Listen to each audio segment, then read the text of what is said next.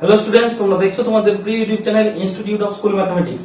আমরা সমাধান করছিলাম দশম শ্রেণীর 20তম অধ্যায় ত্রিকোণমিতি কোণ পরিমাপের ধারণা। অলরেডি আমরা এই টপিকের উপর 3টি ক্লাস করে ফেলেছি, যেখানে আমরা কোষে দেখি 20 বেশ কিছু সমস্যার সমাধান দেখে নিয়েছিলাম। যদি তোমরা আগের ক্লাসগুলি না দেখে থাকো, ডেসক্রিপশন বক্স থেকে লিংক নিয়ে অবশ্যই একবার দেখে নিও, তাহলে আজকের ক্লাসটি বুঝতে অসুবিধা হবে। আজকের ক্লাস অর্থাৎ চতুর্থ ক্লাসে আমরা কোষে দেখি 20 কোশ্চেন নাম্বার 9 থেকে শুরু করে সমাধানগুলো দেখে নেব। এই সমাধানগুলো সম্পূর্ণ বোঝার জন্য তোমাদেরকে অবশ্যই ভিডিওটি শেষ পর্যন্ত সম্পূর্ণ এবং স্কিপ না করে দেখতে হবে, তবেই সবথেকে ভালো বুঝতে পারবে। চলো শুরু করা যাক।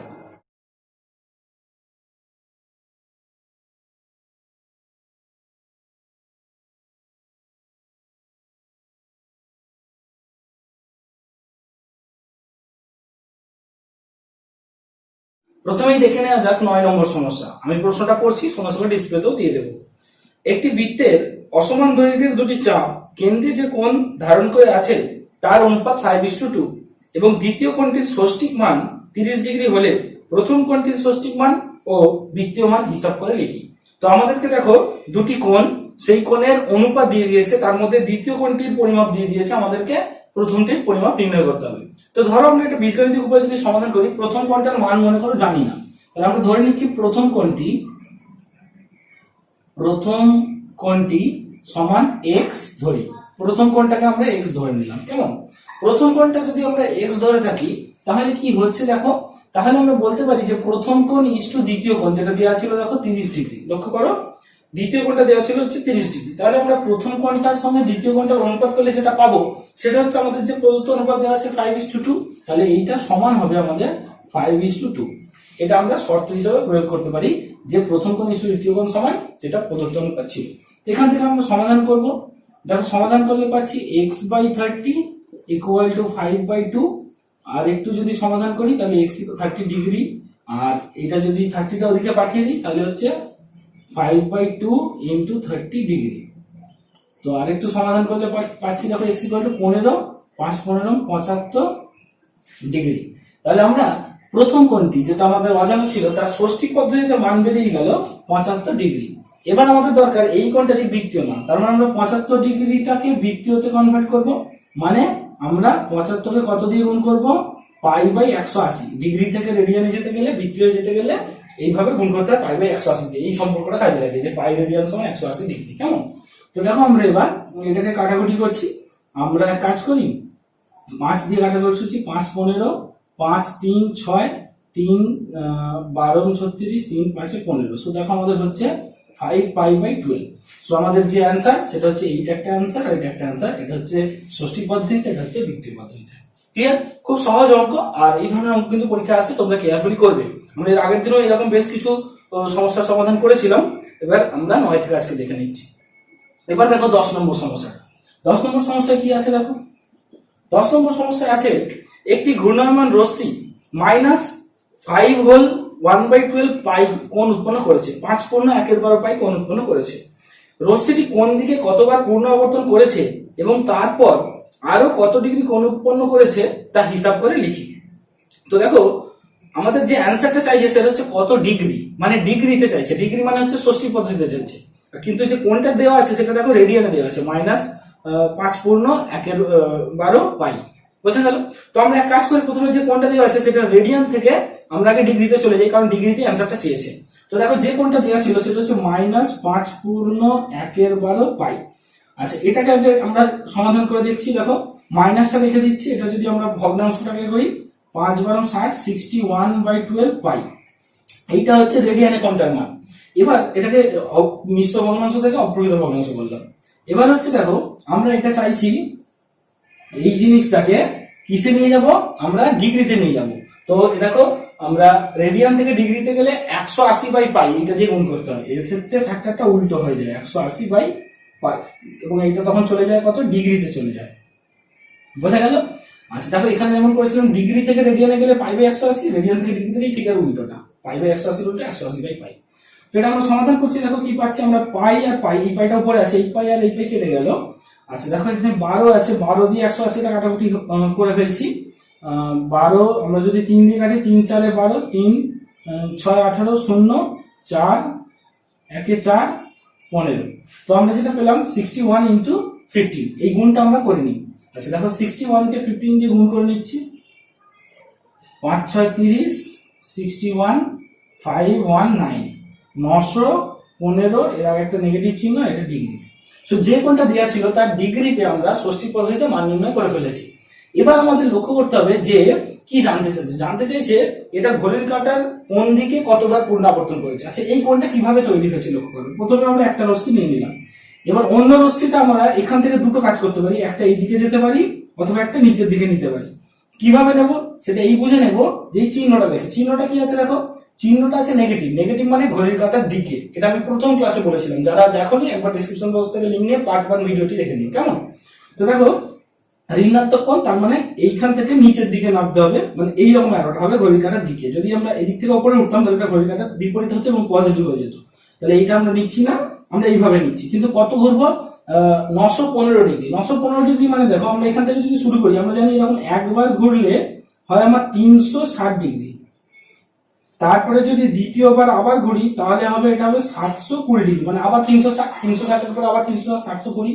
আচ্ছা এবার 3 নম্বর বার যদি ঘুরে যাই তাহলে হবে দেখো 720 সঙ্গে আবার 360, তার মানে সেটা কিন্তু এই 915 থেকে বেশি হয়ে যাবে। তার মানে দুবার ঘোরার পর আর বাকিটা ঘুরবে, বাকি কতটা ঘুরবে না 915 থেকে 720 বিয়োগ করলে যা হয়, বিয়োগ করলে কত হয় দেখো 5 2 করে 11 9, হাতে রইল 1 1 195। তার মানে একবার 360, দুবার 360, মানে 720 হলো, তারপরে আরো 195, মানে মোটামুটি এতটা জায়গায় পৌঁছে যাবে। মানে এই রেখাটা আসলে এই দিকে হচ্ছে এবং এই ডিরেকশনে হচ্ছে, কেমন।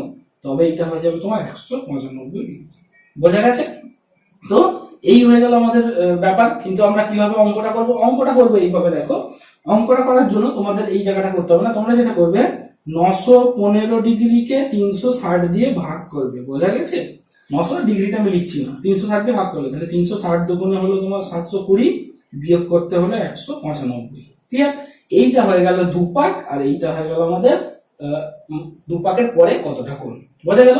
আর এই চিহ্ন দেখে কি বলবো, এটা ঘড়ি কাঁটার দিকে, নেগেটিভ চিহ্ন থাকলে ঘড়ি কাঁটার দিকে। তাহলে অ্যান্সারটা তোমরা কি লিখবে, অ্যান্সারটা লিখবে যে রশ্মিটি ঘড়ির কাঁটার দিকে আবর্তন করেছে, নেগেটিভ চিহ্ন দেখে বললে, মানে অ্যান্সারটা আমি যা বলছি এটা লিখানো, যে রশ্মিটি ঘড়ির কাঁটার দিকে দুবার পূর্ণ আবর্তন করে 195 ডিগ্রি কোণ, তারপর 195 ডিগ্রি কোণ উৎপন্ন করেছে। বোঝা গেল? রশ্মিটি ঘড়ির কাঁটার দিকে দুবার পূর্ণ আবর্তন করে তারপর 195 ডিগ্রি কোণ উৎপন্ন করেছে। এবারে দেখে নাও 11 নম্বর সমস্যা। দেখো 11 নম্বর সমস্যায় আছে এবিসি একটি সমদ্বিবাহু ত্রিভুজ অঙ্কন করেছি, যার সমান বাহুদ্বয়ের অন্তর্ভুক্ত কোণ এবিসি 45 ডিগ্রি। তাহলে একটা আমাদের সমদ্বিবাহু ত্রিভুজ, আমরা একে একে ছবি আঁকার চেষ্টা করি। 11 নম্বর সমস্যা, একটা সমদ্বিবাহু ত্রিভুজ, এই দুটো বাহু আমরা সমান নিয়েছি, তাদের অন্তর্বর্তী কোণটা দিয়েছে এবিসি, তার মানে আমরা এইরকম ভাবে নামটা দিতে হবে, এটা এ বি এটা সি, তাহলে এদের মধ্যবর্তী কোণ হচ্ছে এবিসি, যার মান দিয়ে দিয়েছে 45, এইটা তোমার 45 ডিগ্রি দিয়ে দিয়েছে। তাহলে ত্রিভুজটা কমপ্লিট হয়ে গেল, কেমন। এবার কি জানতে চাইছে যে এবিসি এর সমদ্বিখণ্ডক এসি বাহুকে ডি বিন্দুতে ছেদ করেছে। দেখো আমরা একটু করে পড়ছি, একটু করে ছবি আঁকছি। এবিসি এই কোণটার সমদ্বিখণ্ডক এসি কে ডি বিন্দুতে ছেদ করেছে, কেমন। আচ্ছা তাহলে কোণ এবিডি এই কোণটার মান, আচ্ছা তারপরে হচ্ছে বিএডি এই কোণটার মান, ওকে। তারপরে হচ্ছে তোমার সিবিডি এই কোণটার মান, আরেকটা হচ্ছে কোণ বিসিডি এই কোণটার মান। মানে এতগুলো কোণের মান আমাদেরকে নির্ণয় করতে হবে, কেমন। আচ্ছা কি পদ্ধতি করতে হবে, বৃত্তীয় মান নির্ণয় করতে হবে। তো দেখো যেহেতু বৃত্তীয় মান নির্ণয় করতে বলেছে, তাহলে আমরা এক কাজ করি, যে প্রদত্ত একটা কোণ দেওয়া আছে ওটাকেই আগে আমরা বৃত্তীয়তে নিয়ে চলে যাই, তাহলে আমাদের সুবিধা হবে, কেমন। তো দেখো আমাদের যেটা দেওয়া ছিল, আমাদের কোণ এ বি সি সমান দেওয়া ছিল 45 ডিগ্রি, এইটাকে আমরা বৃত্তীয় নিয়ে চলে যাচ্ছি। বৃত্তীয় নিয়ে গেলে কত হচ্ছে দেখো, 45 কে আমাদেরকে গুণ করতে হবে π/180, এটা কাটাকুটি করলে অ্যান্সার হবে দেখো π/4। সো এ বি সি এর বৃত্তীয় মান হয়ে গেল আমাদের π/4। এবার দেখো কোণগুলো নির্ণয় করার চেষ্টা করি। সবার প্রথম দেখো আমরা জানতাম যে এইটা ওর সমদ্বিখণ্ডক বলে দিয়েছি, দেখো এইটা এর সমদ্বিখণ্ডক মানে কোণের সমদ্বিখণ্ডক। তো কোণের সমদ্বিখণ্ডক কি করে, কোণকে সমান দুটো আগে ভাগ করে। তাহলে আমি বলতে পারি এইটা যদি 45 হয়, এইটা যদি 45 হয়, তাহলে এই দুটো কি হচ্ছে, তার দুটো সমান ভাগ, তারপরে তার থেকে অর্ধেক করে দুটো তৈরি হয়েছে। তাহলে আমি কি এই কোণটা বলতে পারি না, কোণ এ বি ডি মানে এই দিকের কোণটা এইটা, আর এই কোণটা কোণ সি বি ডি এই কোণটা এই কোণটা, এই দুটো কোণ দেখো সমান, কারণ এটা সমদ্বিখণ্ড।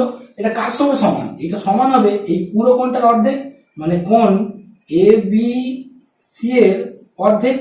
আর এবিসি এর মানটা কত ছিল? π/4, তার অর্ধেক। সমাধান করলে হচ্ছে দেখো π/8। বোঝা গেল? আমরা ওই দুটো কোণ কিন্তু সহজে পেয়ে গেলাম। এবার আরো দুটো কোণ নির্ণয় করতে হতো, সেটা কি? এই কোণটা আর এই কোণটা। আবার লক্ষ্য করো, এটাও ছিল একটা সমদ্বিবাহু ত্রিভুজ। তো সমদ্বিবাহু ত্রিভুজ, এই দুটো বাহু সমান ছিল। তো সমদ্বিবাহু ত্রিভুজের কি হয়? সমদ্বিবাহু মানে সমান বাহু সংলগ্ন কোণগুলো সমান হয়। তার মানে এই দুটো কোণ সমান। তাহলে এই দুটো কোণ যখন সমান, সেটা কি করে পাবো? সেটা এইভাবে পাবো, দেখো সেটা এইভাবে হয়। কোণ এ, কোণ বি এ সি, আচ্ছা বি এ সি না লিখে আমি বি এ ডি লিখছি। আচ্ছা আমরা লিখছি কোণ বি এ, আগে আমরা ত্রিভুজটার কথাই ভাবছি, ত্রিভুজ দিয়ে করছি। বি এ সি সমান কোণ বি সি এ। দেখো এই কোণটা আর এই কোণটা সমান। এটা কার সঙ্গে সমান হয়? এটা সমান হয় দেখো মোট কোণ, ত্রিভুজের তিনটে কোণের সমষ্টি কত হয়? পাই। আমরা দেখো রেডিয়ানে করছি, মানে বৃত্তীয় করছি, তাই বৃত্তীয়তে লিখছি যে তিনটে কোণের সমষ্টি পাই। তা থেকে যে কোণটা পেয়ে গেছিলাম সেটা বাদ দিয়ে দিতে হয়। এই কোণটা মানে হচ্ছে π/4, বাদ দিয়ে দিলাম। তারপরে যেটা পড়ে থাকলো সেটাকে আমাকে কি করতে হবে? দুভাগ করে দিতে হবে, কারণ 180 থেকে এটা বাদ দিলে সেটা এই দুটোতে সমানভাবে চালিয়ে যায়। তাহলে আমরা দুভাগ করে দিলাম। বোঝা গেল? যদি তোমাদের এটা বুঝতে অসুবিধা হয়, তোমরা কি করো? তোমরা ছোটবেলার মতো করো, এই দুটো কোণের সমষ্টি বার করো, তারপরে আমি বলবো টেকনিক্যালি করো, সুবিধা হবে। যে যখনই সমদ্বিবাহু ত্রিভুজ থাকবে তার সমান কোণ দুটোর পরিমাপ হবে যে 180 থেকে, বা মোট তিনটে কোণ পাই থেকে ওই জানা কোণটা বাদ দিয়ে 2 দিয়ে ভাগ করলাম, তাহলেই হয়ে যাবে। তো এটা সমাধান করলে হচ্ছে, দেখো আমরা করছি এটা 4π - π/4 × 2, তাহলে এটা হচ্ছে দেখো 3π/8। কেমন? তো এই দুটো কোণের মান যদি 3π/8 হয়, তাহলে এই পুরো কোণটাও যা আর এই ছোট কোণটাও তো তাই, বিএসি ও যা বিএডি ও তাই। তাহলে আমি ছোট্ট করে এটাকে বিএডি লিখতে পারি, যেটা আমার ওখানে কোশ্চেনে ছিল। আর এটাকেও আমরা বিসিডি লিখতে পারি, এ না লিখে। বিসি এও যা বিসিডি ও তাই। তাহলে এইটাই করে হয়ে গেল আমাদের 3π/8। কেমন? তো দেখো খুব সহজেই আমরা 11 প্রশ্নের যে 4টি কোণ জানতে চেয়েছিল, সেই 4টি কোণেরই মান নির্ণয় করে ফেললাম। এবার চলে এসো 12 নম্বর সমস্যা। দেখো 12 নম্বর সমস্যায় কি আছে? 12 নম্বর সমস্যায় আছে এবিসি সমবাহু ত্রিভুজের বিসি ভূমিকে ই পর্যন্ত এমন ভাবে বর্ধিত করলাম যেন সি সমান বিসি হয়। আচ্ছা একটা আমরা ছবি আঁকি। এবিসি সমবাহু ত্রিভুজ। আচ্ছা দেখো এবিসি সমবাহু ত্রিভুজ মানে তিনটে বাহুর দৈর্ঘ্য সমান, এ বি সি, এটা সমবাহু ত্রিভুজ মানে তিনটে বাহুর দৈর্ঘ্য সমান। তার বিসি ভূমিকে ই পর্যন্ত বর্ধিত করলাম যাতে সি সমান বিসি হয়। এই বিসি কে বাড়াবো, কতটা বাড়াবো? যাতে সি ই সমান বিসি, এই যে বিসির মাপটা আর সি এর মাপটা যেন সমান হয়। তার মানে এই মাপটা আর এই মাপটাও সমান। বোঝা গেল? এইভাবে নেওয়া হবে। এবার কি করছি? এ ও ই যুক্ত করে, এ আর ই যুক্ত করলাম, গুড। এই যুক্ত করে এ সি ত্রিভুজের কোণগুলির বৃত্তমান নির্ণয় করি। দেখো একটা নতুন ত্রিভুজ তৈরি হয়েছে এ সি ই, তার এই যে তিনটি কোণ, এদের বৃত্তীয় মান নির্ণয় করতে হবে। ঠিক আছে? তো দেখো খুব সহজেই আমরা করতে পারি, যেহেতু বৃত্তীয় মান নির্ণয় করতে হবে, তাহলে অঙ্কটা আমরা বৃত্তীয় দিয়েই শুরু করবো, আমরা ডিগ্রি দিয়ে করবো না, মানে ষষ্ঠী পদ্ধতি করবো না। তো আমরা দেখো এইটা একটা সমবাহু ত্রিভুজ জানতাম। এই যে সমবাহু ত্রিভুজ তার তিনটে কোণ, একটা হচ্ছে দেখো আমি পুরো নামগুলো লিখছি নাহলে বুঝতে অসুবিধা হবে, এই কোণটা, এই কোণটা আর এই কোণটা। এবং সমবাহু ত্রিভুজের তিনটি কোণই সমান হয়। কার সঙ্গে সমান হয়? 60 ডিগ্রির সঙ্গে সমান হয়। তো দেখো আমরা এই নামগুলো লিখছি, এ বি সি সমান কোণ বি সি এ সমান কোণ সি এ বি। দেখো এই তিনটে কোণের নাম লিখলাম। এরা কার সঙ্গে সমান হয়? 60 ডিগ্রি। আর 60 ডিগ্রিকে যদি আমরা বৃত্ততে নিয়ে যাই কি হয় বলতো? তোমাদের জানা থাকা উচিত, তো আমি লিখে দেখাচ্ছি। দেখো 60 ডিগ্রিকে আমরা বৃত্তীয় নিয়ে গেলে π/180 দিয়ে গুণ করি, তার মানে এটা হয়ে যায় আমাদের π/3 রেডিয়ান। সো আমরা দেখো যেহেতু বৃত্তীয় পদ্ধতিতে মান চেয়েছে, তো শুরু থেকে বৃত্তীয়তে অঙ্কটা করছি। তো আমাদের এই তিনটে কোণের মান আমাদের π/3 করে জানা আছে। এটাও π/3, এটাও π/3, এটাও π/3। এবার জানতে চাইছে কি? জানতে চাইছে এই ত্রিভুজের তিনটি কোণ। আচ্ছা দেখো তো, এইটা তো একটা সরল কোণ, তাহলে এইটা যদি π/3 হয়, এটা কত? সরল কোণ মানে হচ্ছে 2 সমকোণ, মানে পাই, মানে 180 ডিগ্রি। মানে পাই থেকে আমরা π/3 বাদ দিয়ে দিলে এই কোণটা পাবো। সো দেখো আমরা কোণ এসিই, এই কোণটা এসিই, এই কোণটা কি করে পাবো? পাই থেকে এই দিকেরটা বিয়োগ π/3, মানে এই যে সরল কোণ 180 ডিগ্রি, 180 মানে হচ্ছে পাই।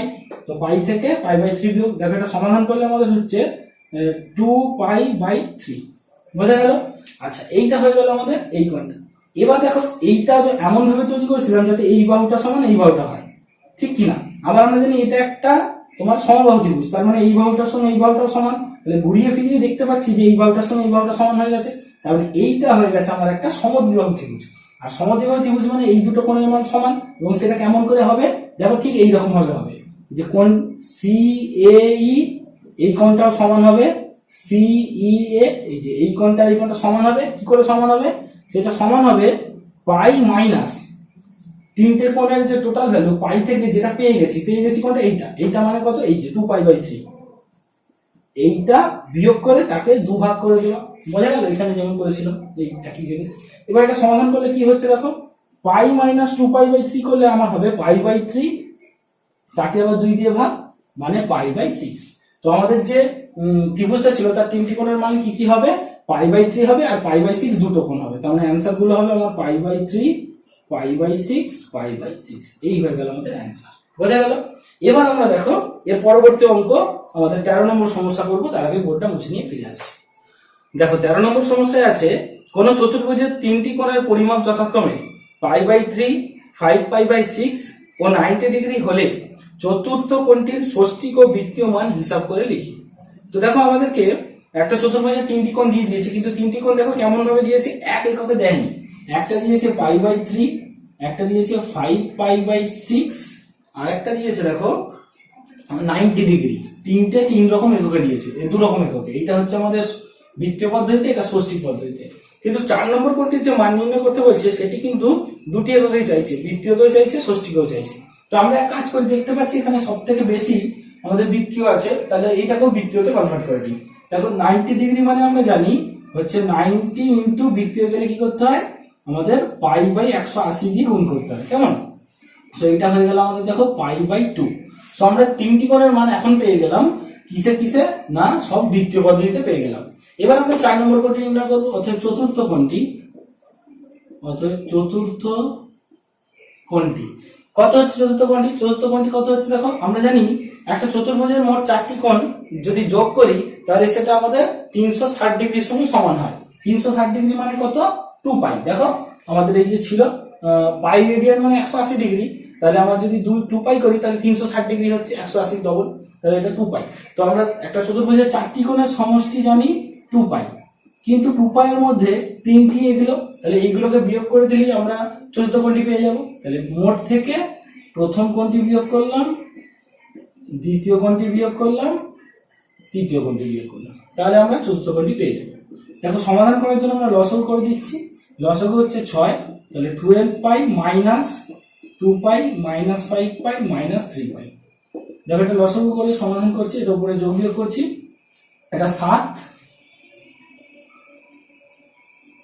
আচ্ছা এটা হচ্ছে দেখো 7 3 10, তার মানে হচ্ছে 2π, কেমন?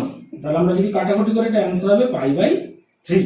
তো আমরা দেখলাম চতুর্থ কোণটির মান π/3, কিন্তু এটা কিসে বেরোলো, বৃত্তীয় পদ্ধতিতে মান। কিন্তু এখানে দুটোই চেয়েছে, বৃত্তীয় চেয়েছে ষষ্ঠিক চেয়েছে, তাহলে আমরা ষষ্ঠিকে নিয়ে যাই। ষষ্ঠিকে যদি নিয়ে যাই, π/3 কে ষষ্ঠিকে নিয়ে গেলে কি করতে হয়, π/3 কে আমাদেরকে 180/π এইটা দিয়ে গুণ করতে হয়। কোণ রেটে যেটা আসে, যেটা আসলে আমাদের চলে আসে ডিগ্রিতে। তো এটা সমাধান করলে কি পাচ্ছি দেখো, π কেটে যাচ্ছে 60 ডিগ্রি। সো আমাদের দুটো অ্যান্সার, একটা হচ্ছে π/3, একটা হচ্ছে 60 ডিগ্রি। এটা হচ্ছে ষষ্ঠিক পদ্ধতিতে, এটা হচ্ছে বৃত্তীয় পদ্ধতিতে, কেমন? এবং খুব ইজি জিনিস, তোমরা কয়েকটা জিনিস একটু মনে রাখবে। যেমন ত্রিভুজের তিনটি কোণের সমষ্টি হয় পাই, পাই মানে হচ্ছে 180 ডিগ্রি, আশা করি এবার অসুবিধা হলো না। চতুর্ভুজের 4টি কোণের সমষ্টি হয় 2π, 2π মানে হচ্ছে 360 ডিগ্রি।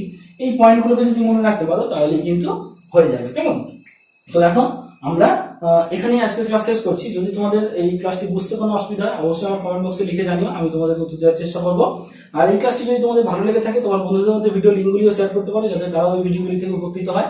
তোমাদের প্রিয় YouTube channel Institute of School ম্যাথমেটিক্সকে সাবস্ক্রাইব করে রেখো এবং বেল আইকন সেট করে রেখো, যাতে ক্লাস ভিডিও সংক্রান্ত লেটেস্ট নোটিফিকেশন সবার প্রথম পাও। দেখা হচ্ছে পরের ক্লাসে, যেখানে আমরা এর পরবর্তী 15 এবং 14 এই দুটো সমস্যার সমাধান নিয়ে ফিরে আসছি।